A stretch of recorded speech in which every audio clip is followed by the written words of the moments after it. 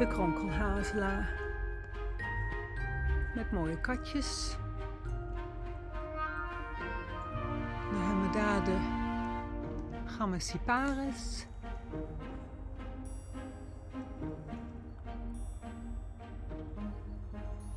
En daar hebben we de kat van de buren.